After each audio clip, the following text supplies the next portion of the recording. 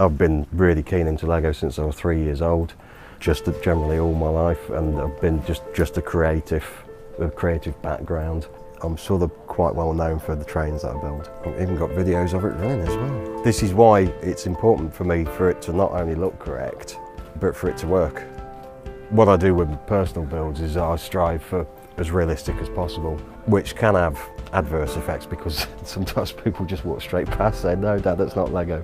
The Lego company started to headhunt adult fans of Lego to be some of their set designers, and TT Games decided to go along the same route, so they placed an advert specifically for an adult fan of Lego to try and bring a bit of a better edge to the creativity on the model building side. So hence I'm here doing it. It's basically our job. For any models that are required within the game, we'll always try and use Lego's official sets. However, there can be certain times when some of the official sets, they don't actually have some of the functions that we're going to require. It's then our job to either redesign an official set for Lego to then approve it to be put into the game, or for us to just completely design it from scratch. And that's the good part for us. That's the bit that we like to do. A lot of these, they're sort of builds from over the last games. As you can see, a lot of them are built in sort of multi-colours because it's just far faster just to grab the nearest thing. As you can see from the drawers that we've got the parts in regardless of colour. But I mean, yeah, we've got everything from Indiana Jones 2 all the way through the 7 games that I've worked on. But there can be certain times when you get into larger builds where it's easier straight away to go digital because you'll get an instant sense of scale. Obviously this is still very much a work in progress at the moment. We have all the different types of Lego that's been produced. We've got a version of all the Lego colour palette range as well, so we can then colour change the parts to any colour that we want to. Lego is very much about you're limited to parts, and that's half the challenge of the creativity.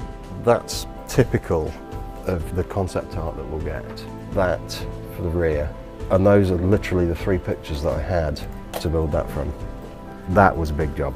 That's one of my favourite, yeah. In real life, you get a lot of sort of flowing lines and natural lines, but with Lego, you're sort of challenged. So it can be something like a transition from that sort of angle there, going to another angle there. In the real world, that looks acceptable because your eyes just sort of flow with it.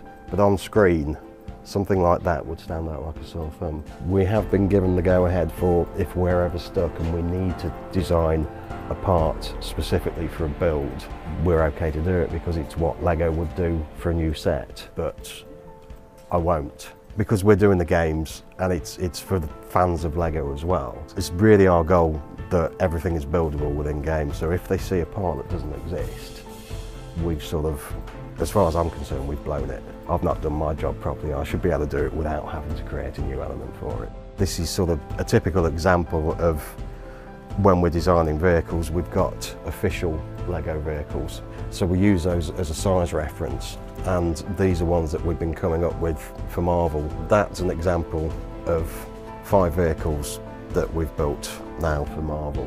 Every day I drive to work and I'll be looking at something thinking, how could I build that out of Lego? Yeah, it's just the way my mind works, I think. Best job in the world, without a doubt, yeah.